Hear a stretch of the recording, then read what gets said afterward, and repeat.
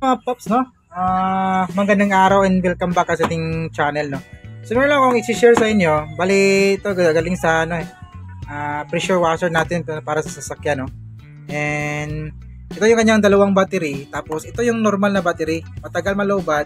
At saka, tama yung kanyang charging. Ito namang dalawang to, ito binili ko lang para spare.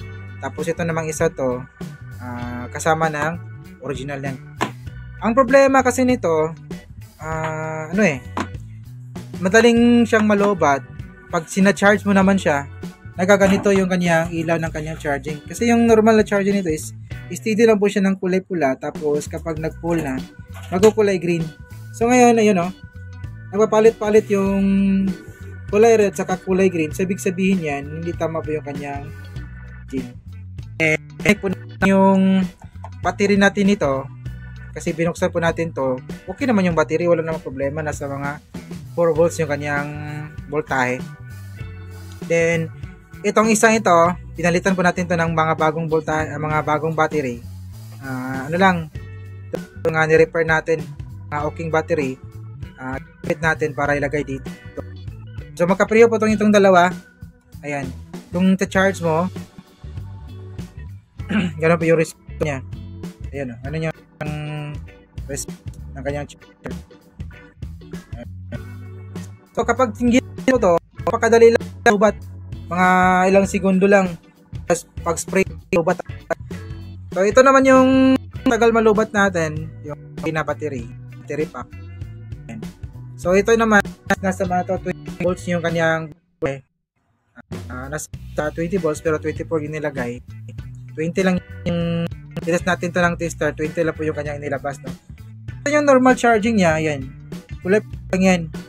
Tapos puno, nagkukulay green. So buksan natin to, buksan na po natin, then sinek po natin yung kanyang battery, nasa 4 volts po lahat. Ito yung kanyang loob, ayan.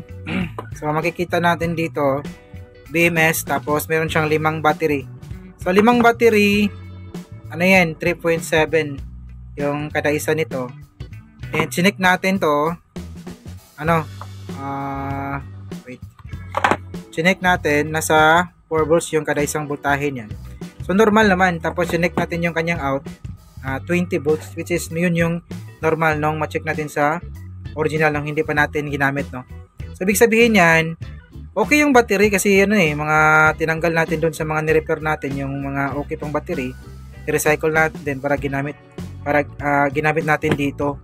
So ang napaisip ko na baka yung problema is yung kanyang BMS, no. Ito, yung buong board na to. Kasi okay naman yung battery. Okay naman yung kanyang battery. Doon na tayo sa charging at saka yung pwersa niya, madali lang siyang malubat. At saka kapag sina-charge naman, ganun yung kanyang resulta. Hindi tama yung kanyang charging, no. So meron tayong mga in-order na BMS dito. Ito. So ko lang kung makakasya to, baka magkasya to is kabit natin dito, pero yung details nito is para dito naman.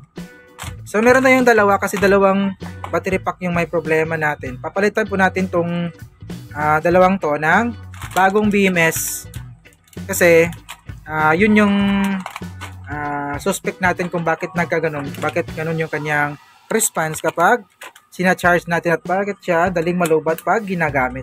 So kapag sinek natin yung kanyang battery,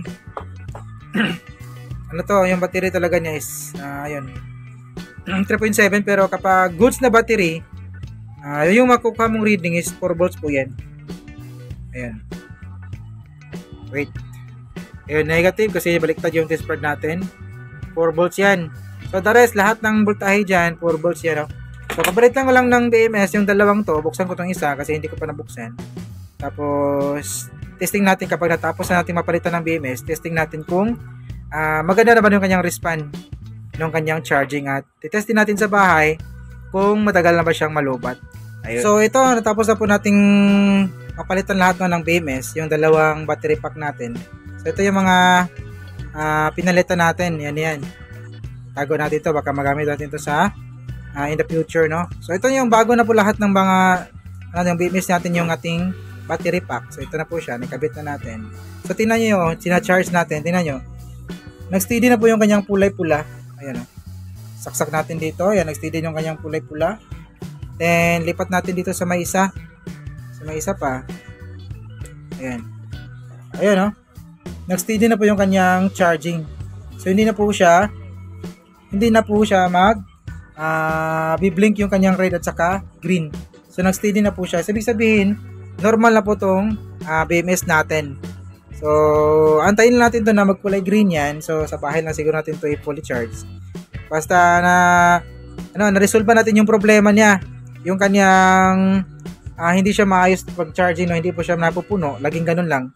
Magbiblink yung kanyang red at saka green. Tapos, kapag ginamit mo naman siya, ang dali niyang malobat.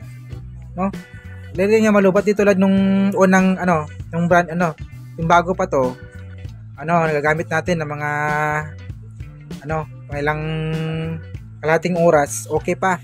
So ngayon, mga isang minuto yung pagkagamit natin is nalulubat na agad siya. Kapag sina-charge mo naman, ganun lang, nabiblink yung kanyang kulay green kahit na mabot na isang oras. Tapos kag ginamit mo siya ulit, ganun rin, napakadali ring malubat, no? Tulad nung isang battery natin na normal. So, sira lang muna natin to. Then, ito lang yung gusto ko ibagi sa inyo mga katek, no? Baka sakaling magamit to ng mga kaibigan natin na merong mga ganito. Kasi yung nabibili natin sa online na pressure washer or portable washer, no? Kahit na hindi na masyadong malakas, pero okay lang, nakakalinis rin ang sasakyan, no? So, dito lang yung video natin mga paps. Maraming salamat sa mga natsagang nanonood, no? Big God be as always. This is your service, Ryan Crossetech. See you in our next video. Bye-bye.